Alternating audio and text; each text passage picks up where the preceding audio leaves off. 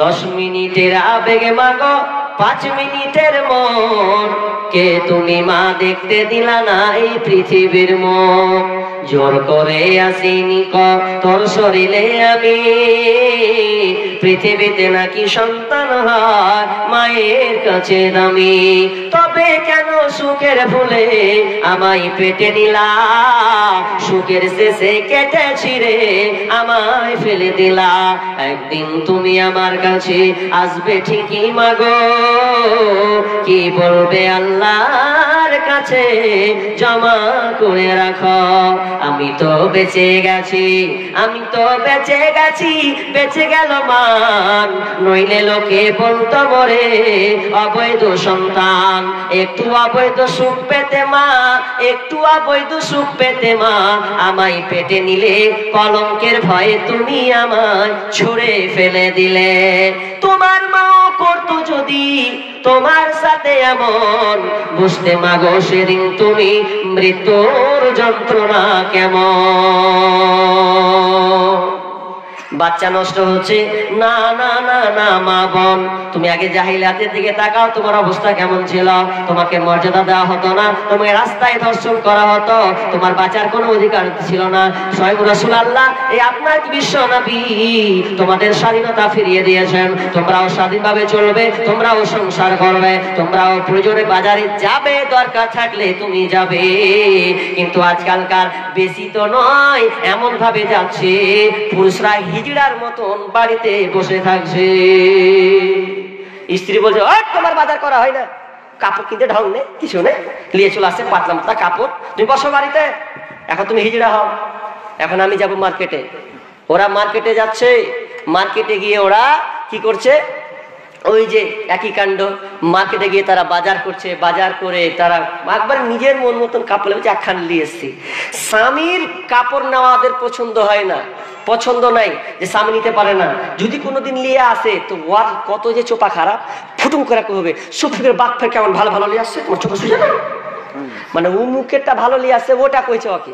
তাই স্বামীর রাগ উঠবে না যে ওই সফিকের বাপের দিকে তো নজর আছে, আমি নিয়ে আসছি কাপড়, তো সন্দেহ ভালো লাগলো না, অত দামি দামি কাপড়। এটা উদাহরণ দিয়েছে অনেক জায়গাতে যে কাপড় নিয়ে আসছে স্ত্রী হয় না। তো অধিকার, এদেরকে অধিকার দেওয়া হলো স্ত্রী হিসাবে, অথচ তারা আজকে অধিকার পেয়ে এত লাফান উঠেছে যে আজকে দেখা যাচ্ছে যে স্ত্রী সংসার চালাচ্ছে স্বামী আর এরকম বড় বড় ভাইয়া বাবু, মাইয়ার কাছে সবাই কাবু, আর কিছু করতে পারে না।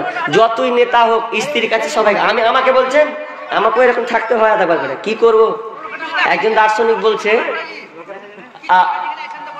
ভাই মেয়েরা 7,000 কথা বলে প্রতিদিন। কত বললাম এটা ঠিক ভালো করলেন, মেয়েরা প্রত্যেক দিন 7,000 শব্দ, মানে 7,000 কথা তাদের মধ্যে বের হয়, আর ছেলেদের হচ্ছে 5,000। তো একটা ছেলে তো বাজারে ওর বন্ধু বান্ধবের কাছে ঘুরতে ঘুরতে ঘুরতে 5,000 শেষ করে চলেছে বাড়ি। 7,000 তো ভোল্টেজের ঘরে নিয়ে আছে, যেমন ঢুকবেন তো আলিমিটি শুরু করে দিল আপনার সাথে। আপনার পুঁজি শেষ, 5,000 ছিল, আর ও 7,000 ঘরে নিয়ে আছে কথাও, আর পারবেন ওকে আপনি? ও তো আপনাকে ঝাড়বে খালি, আমি সব বাজারে শেষ করে চলেছি।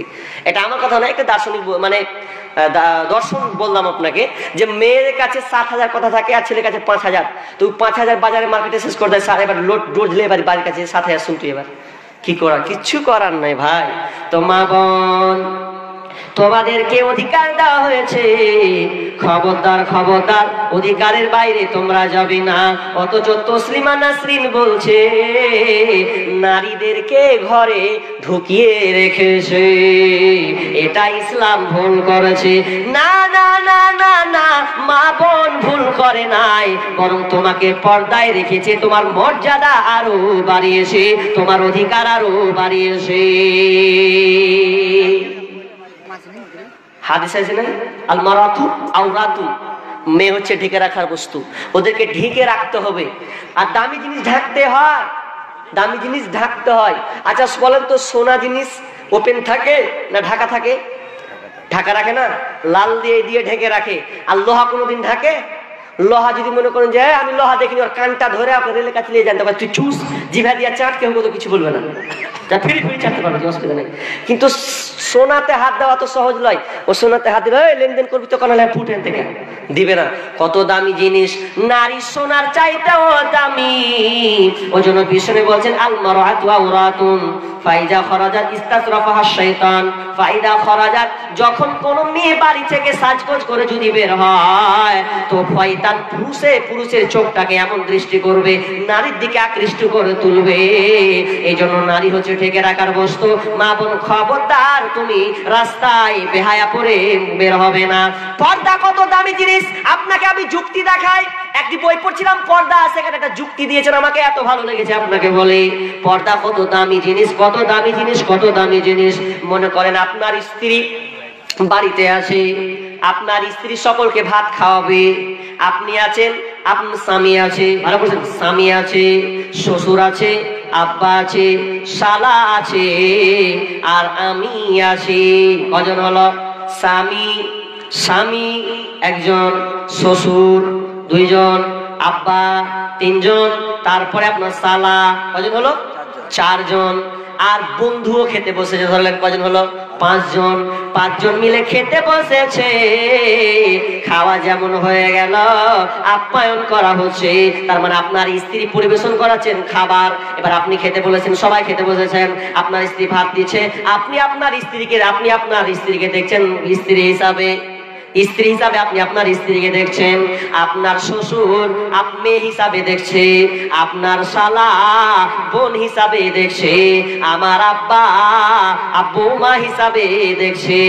এবার বন্ধু কি হিসাবে দেখছে বলেন? এবার বন্ধু বলছে, ও যদি আমার হতো, বান্ধবী যদি হতো, তাহলে আমার কতই না ভালো হতো। এটা তো ওর মনে কুটকুটি মারবে, ওর মনে বেচইন ঢুকবে। সবাই আপন আপন দেখলো, এটা আমার ভাই, এটা আমার বোন, এটা আমার বৌমা, এটা আমার মেয়ে, এটা আমার স্ত্রী। কিন্তু যদি আপনার বন্ধু আপনার স্ত্রীর দিকে তাকায়, ও তো বলবে যদি এটাকে পেতাম তো কতই না ভালো হতো। ও খারাপ চোখে দেখবে। কারণ নারী দামি জিনিস রে, পুরুষের কাছে আকৃষ্ট করে, শয়তান আকৃষ্ট করে দেয়।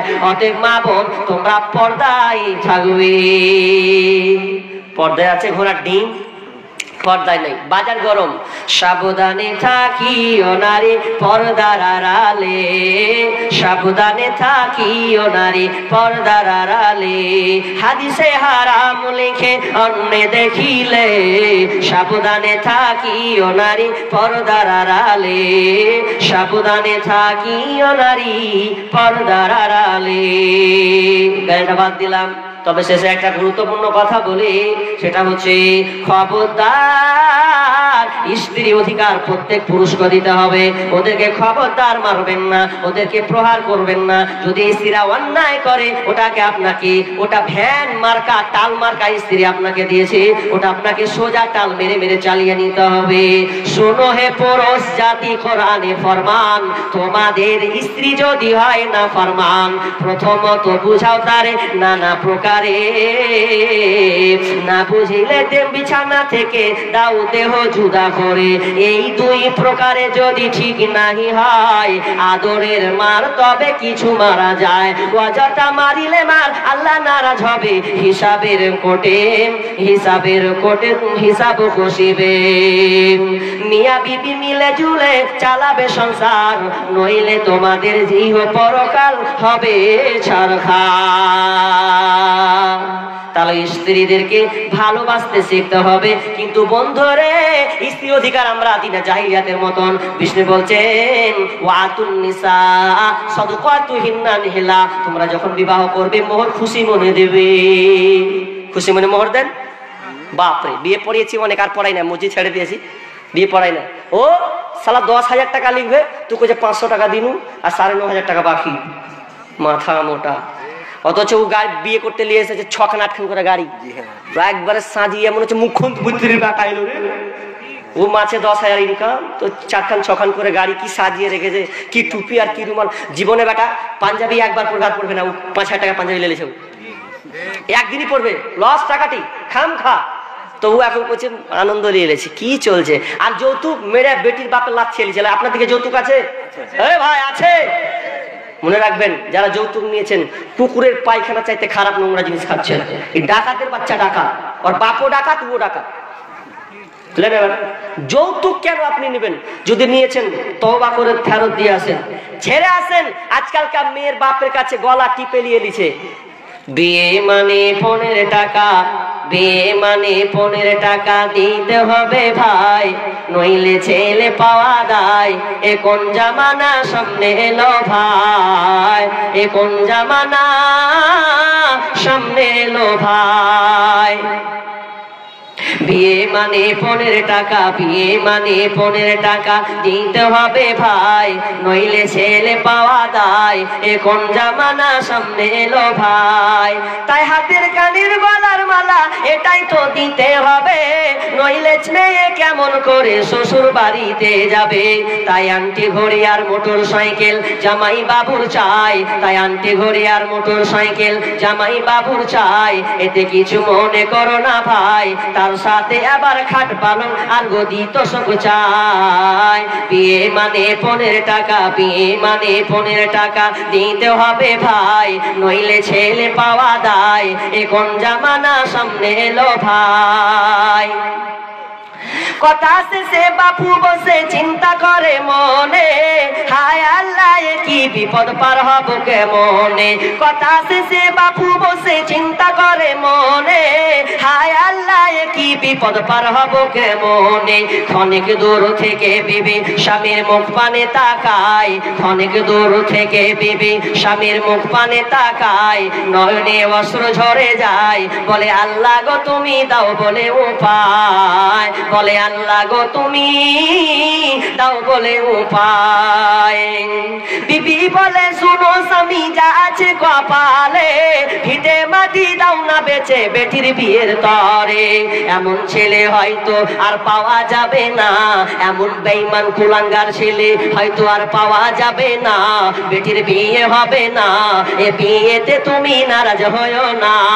বিয়ে মানে 15 টাকা, বিয়ে মানে 15 টাকা দিতে হবে ভাই, নইলে ছেলে পাওয়া দায়। এ কোন জামানা সামনে এলো ভাই। তাই ভিটে মাটি গহনা গাটি যা কিছু জমা ছিল, সব কিছু বিক্রি করে আজ বেটির বিয়ে দিল। ভিটে মাটি গহনা গাটি যা কিছু জমা ছিল, সব কিছু বিক্রি করে আজ বেটির বিয়ে দিল। মেয়ের পিতা হয়ে বাঁচা, মেয়ের পিতা হয়ে বাঁচা এই দুনিয়াতে দায়, তাদের কষ্টের সীমানা তো নাই। এ কোন জামানা সামনে এলো ভাই। বিয়ে মানে 15 টাকা, বিয়ে মানে 15 টাকা দিতে হবে ভাই, নইলে ছেলে পাওয়া দায়। এ কোন জামানা সামনে এলো ভাই।